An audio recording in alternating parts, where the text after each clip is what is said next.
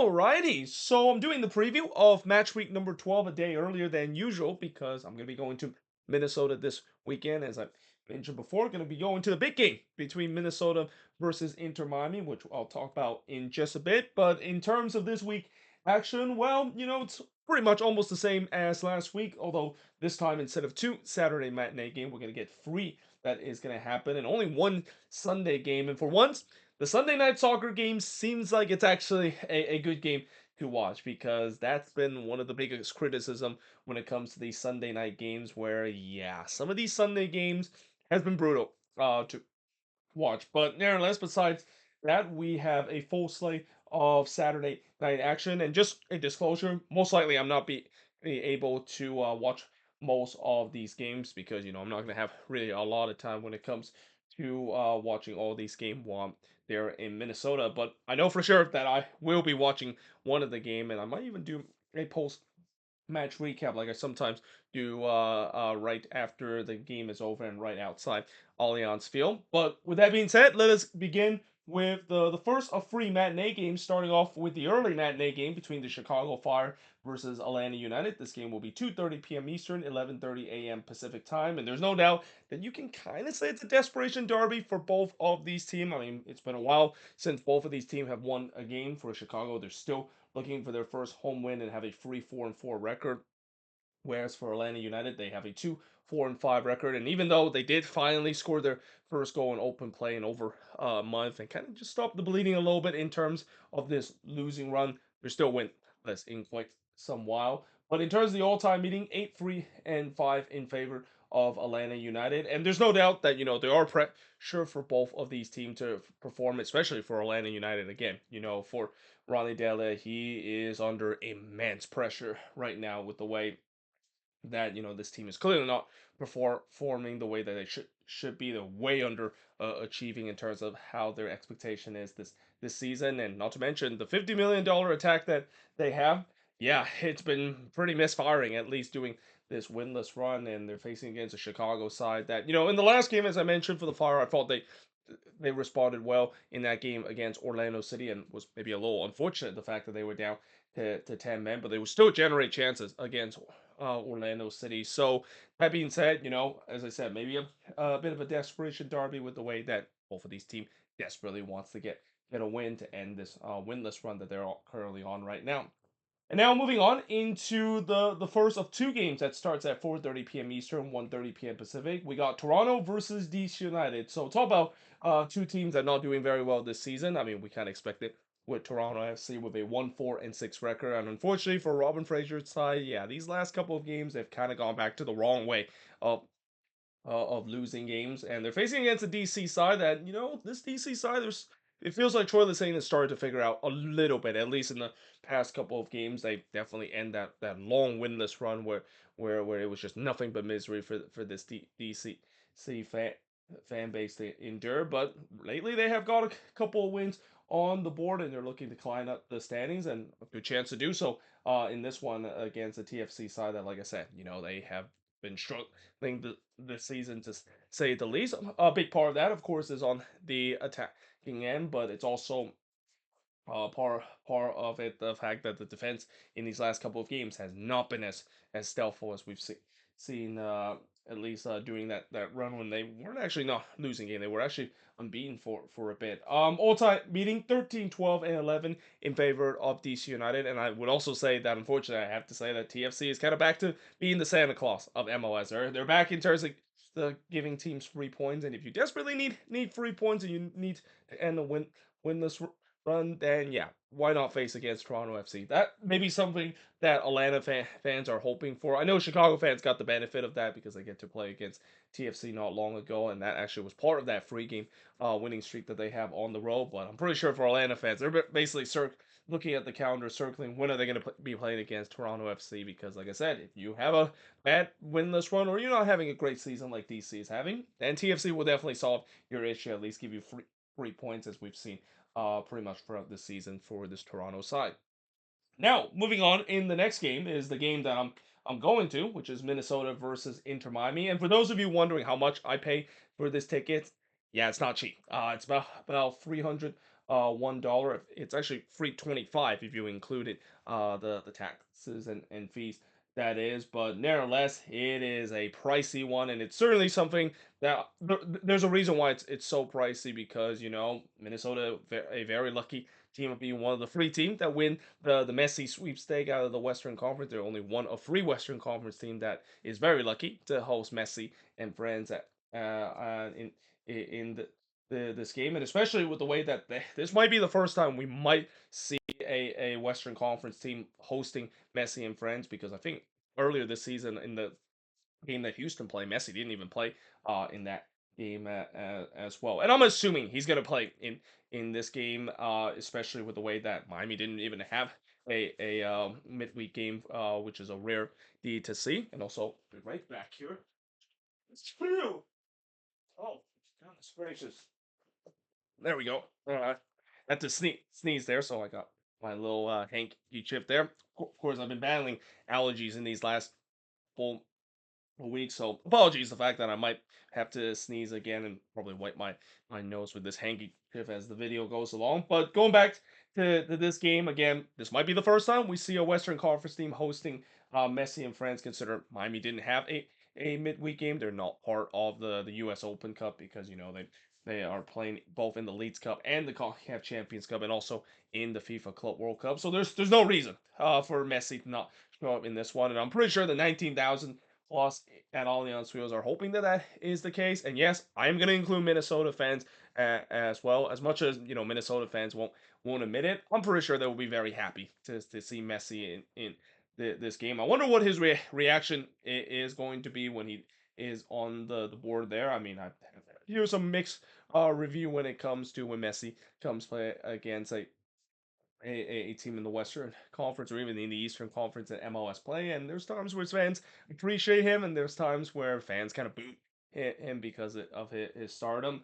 But nevertheless, I will say that coming into this game, as much as I know Miami is a huge test for this Minnesota team, and by far the toughest game that Minnesota probably have played, maybe besides Vancouver, that is, which they fail that test miserably when it comes to facing against a top tier team. Well, here's a chance for them to have to face another top tier team, and I would say that unlike the Vancouver matchup, this matchup I think favorites Minnesota more. Consider Miami is kind of a teams that like to have most of the possession. Minnesota is the lowest possession in the the league and is a team that heavily rely on the transitional game. And knowing that Miami has had its issue on the defensive end, especially with the way that with those slow players and the speed that this Minnesota team can provide on the attack, there could be a case where Minnesota can really do well in this game against Miami. Now, that's easier said to be done in terms of one, you need to finish those chances, which is something that Minnesota has had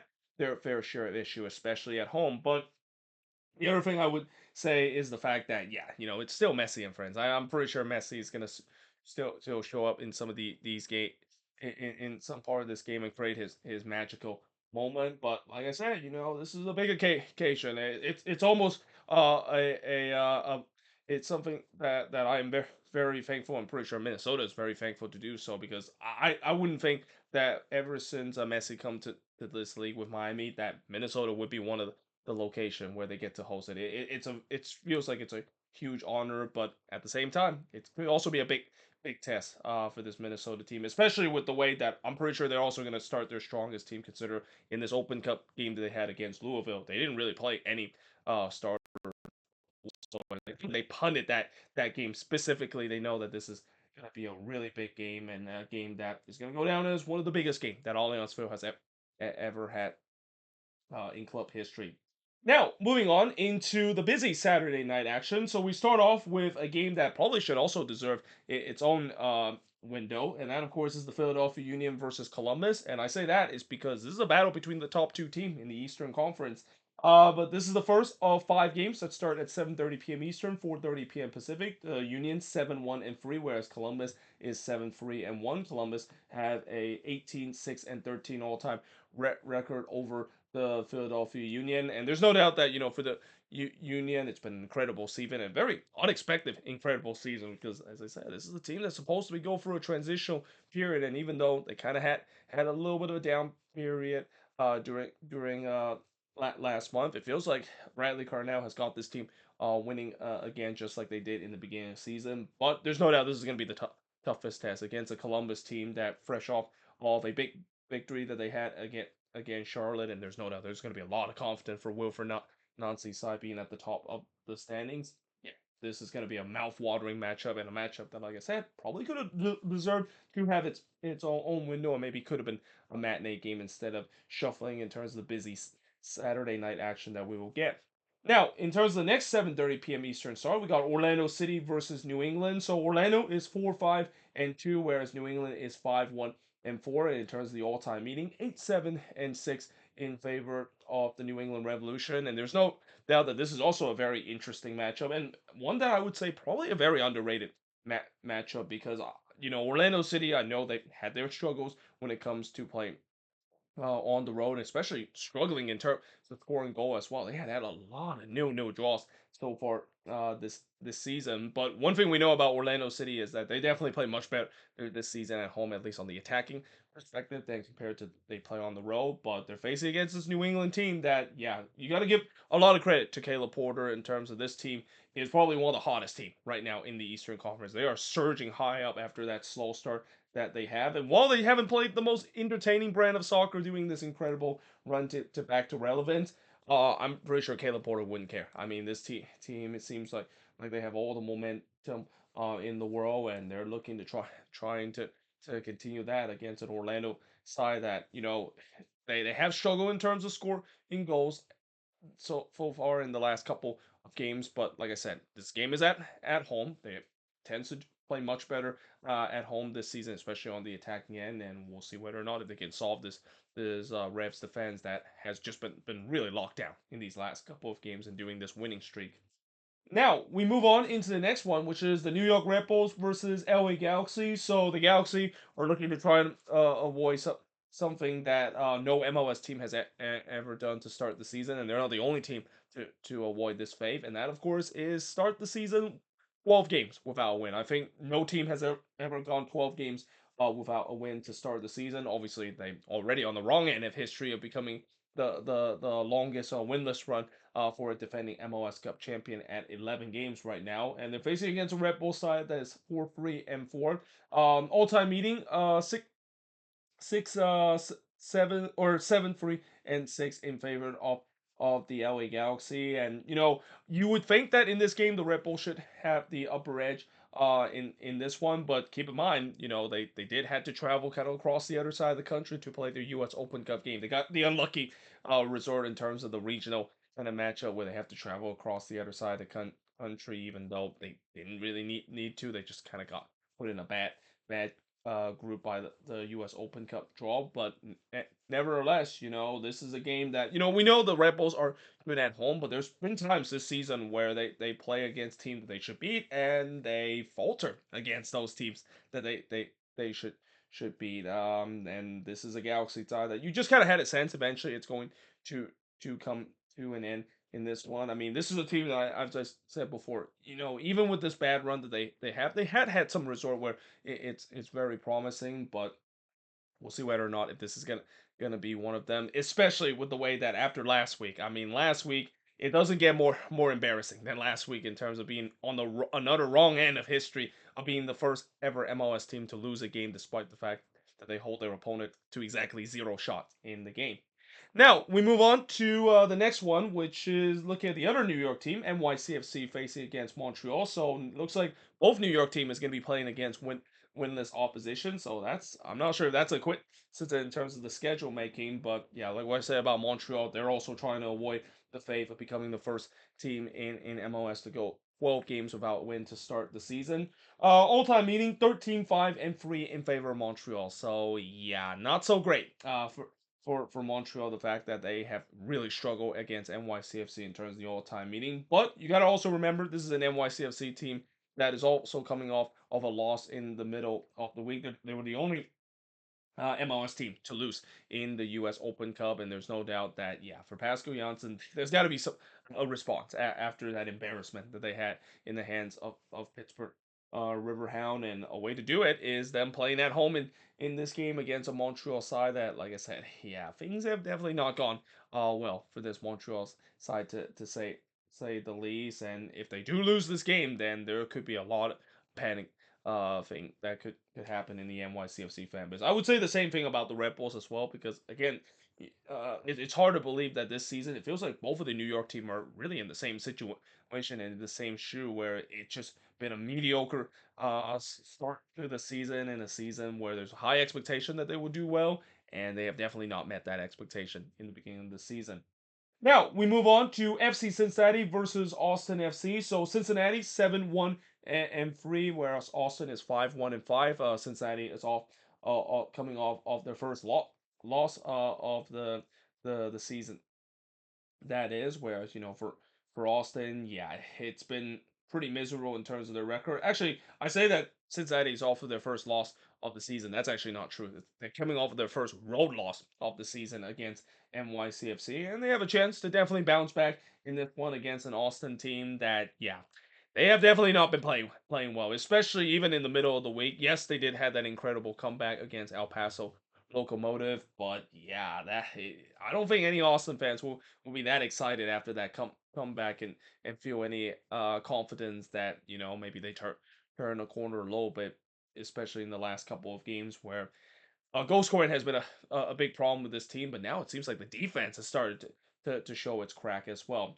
But this game is the last game that starts 7:30 p.m. Eastern, 4:30 p.m. Pacific. There's only one other meeting between both of these teams, which Austin was able to win. So yeah, this should be pretty interesting. And again, for Cincinnati, I'm pretty sure they're probably very upset after losing that game against NYCFC, in a game where that was probably one of the worst performances that Pat Nolan side has played, especially on the road this season. And they're looking to try to bounce back in this one against an Austin team that, yeah, they have definitely not been playing well, at least in the last couple of games. I mean, this team you can only win 1-0 for so long until if you put too much pressure on the defense. And I feel like this defense has been putting so much pressure, knowing the fact that this team doesn't have a lot of attacking threat when it comes to the goal scoring thing. And in some way, they're kind of having the same problem as Atlanta has, where they have so much talent on the attack when it comes to the value, but all of them are just kind of underachieving. So yeah, we'll see whether or not if Cincinnati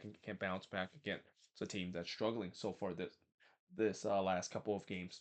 Now, moving on, we got St. Louis versus San Diego FC. So this is one of four games that start at 8:30 p.m. Eastern, 5:30 p.m. Pacific. Yeah, there's going to be a huge log jam of games where what, one, two, three, four, five, no, one, two, three, four, five, 6, 7, 8, 9. 9 games is going to be happening at the same time. It's a good thing that I chose this week as the week to decide to go to Minnesota, because keeping out on 9 games at the same time is definitely impossible for me. But in this game, between St. Louis and San Diego, St. Louis, it's been a miserable season for this team, but they did get a victory over the middle of the week against Union Omaha, and they have a 2-4-5 record, whereas San Diego have a 5-2-4 record. San Diego definitely bounced back in a big way and find a way to end their low slump that they went on after they won 5-0 against FC Dallas. Now, in terms of the all-time meeting, both of these teams already met each other, and I know that is the case because I was there when San Diego played against St. Louis City. In fact, if I move my camera a little bit, you can see that pennant right there. The inaugural home match. Yeah, it's basically right there. Yeah, that inaugural home match pennant.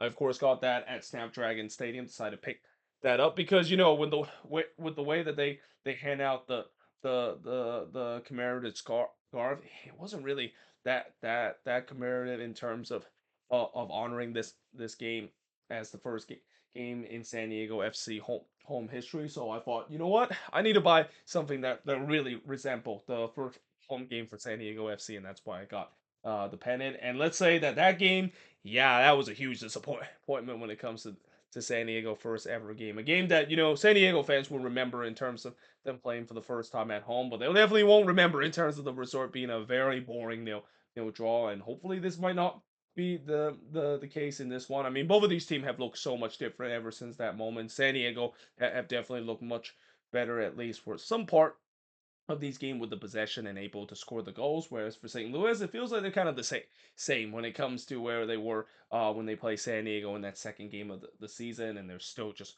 absolutely horrendous to watch when it comes to the attacking point. And then on the defensive front, yeah, just like Austin, they're starting to show some defensive flaw as well, because when you put so much pressure on your defense, eventually your defense is gonna buckle, and we're starting to see it now with St. Louis City as well, where at times in these last couple of games they have not defended very well at all.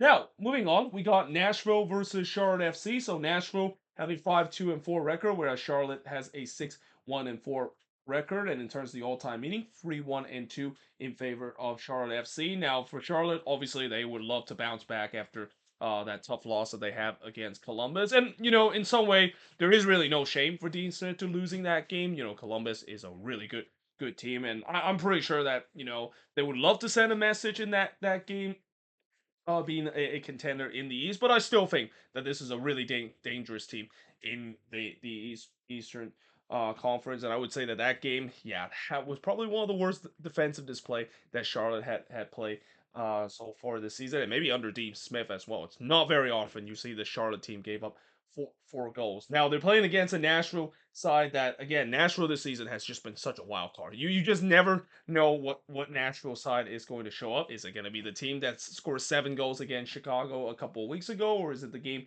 against Atlanta United where they were in most part of the game but really struggled to score the goals, or is it going to be a Nashville side that we saw a couple of weeks ago where they were not in it whatsoever in the game against the Seattle Sounders? It's a big mystery card. I mean, for Charlotte, they're hoping they get the bad Nashville side in this game, but we shall see what kind of Nashville side will show up in this one, and at least in Nashville fans' perspective, they're hoping it's at least going to be that team that scores 7 goals. I mean, they don't expect this team to score 7 goals a game at home like their last home game, but at least it's got to be a team that look like it close to hitting all cylinder on the attack again, just like they did against the Chicago Fire in the last home game.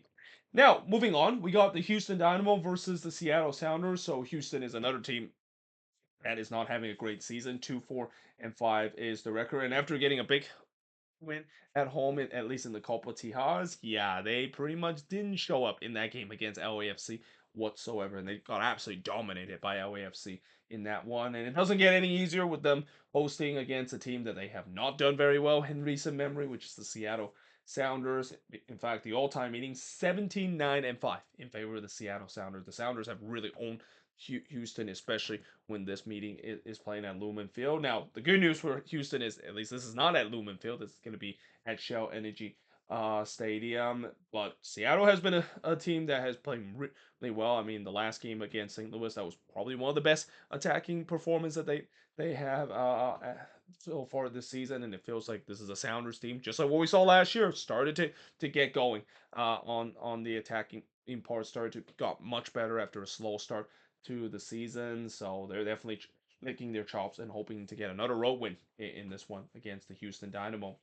Now, moving on, we got FC Dallas versus RSL. So this is another game, just like what I said about Nashville. For Dallas, what kind of Dallas team is going to show up in this game? They've been probably one of the most, if not the most inconsistent team in the league, and the hardest team to predict, because there's been times where they pull off some big victory like they did against Miami in that come from behind victory, and then they follow the very next week by getting absolutely drilled by San Diego FC on the road with a 5-0 thing beat down, which, like I said, even in my review, I feel like that feels very Dallas on brand this season, where one week they look great, and then the next week they look absolutely horrendous. Now, they're playing against an RSL side that have a 4-0-7 record, and I will say this about RSL, they definitely started to play much better compared to in the beginning of the season, where it looked like doom and gloom for this Real Salt Lake team in the beginning of the season, and a big part of why they've been playing a little bit better, at least on the attacking end. It seems like Diego Luna is doing everything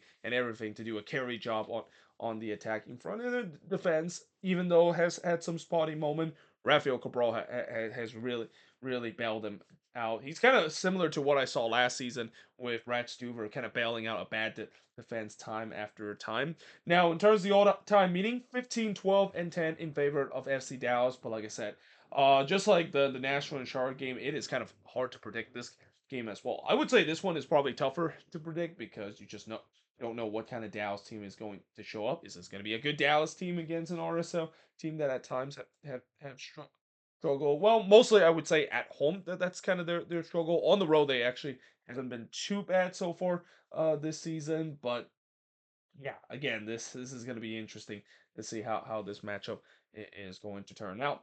Now, moving on, we got the Colorado Rapids versus San Jose Earthquakes. So this is another matchup where I would not be surprised. There's going to be a lot of goals that could be scored. And just like what I said about Dallas, Colorado is kind of getting to that point of the period where they're kind of very unpredictable in terms of what kind of Rapids team will show up. There's been times where Chris Armas' Rapids team looked like they're hitting on all cylinder on the attack.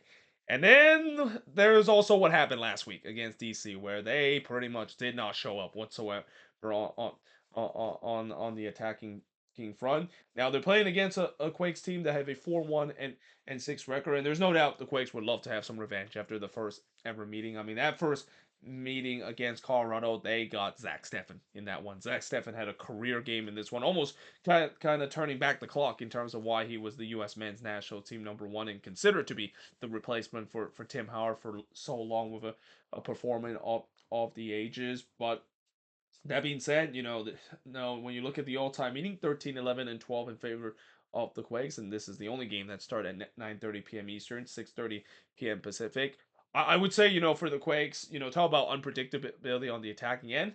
Their unpredictability on the attacking end is just simply, are they going to be a team that can finish their chances? Over this midweek, I watched them play against Sacramento, and I can tell you how frustrated it was to see them creating tons of chances in a game and they just weren't able to bury most of the chances. And if that's kind of the Quakes team that will show up in this game against Colorado, oh boy, we're gonna have a repeat of what we saw in the first game of where the Quakes were by far the better team against the Rapids, creating a lot of chances, but unfortunately just unable to put away those chances, not showing the clinical finishing. I mean, they're right now outperforming at least, or not outperforming, but underperforming their expecting see goals by a whole lot. I think they're the worst team when it comes to underperforming their xG so far this season. So there's no doubt that this attack, if this attack will show up, then there's a chance they can win this game because we know that as good as this attack is, the defense is an absolute Swiss cheese. I mean, it's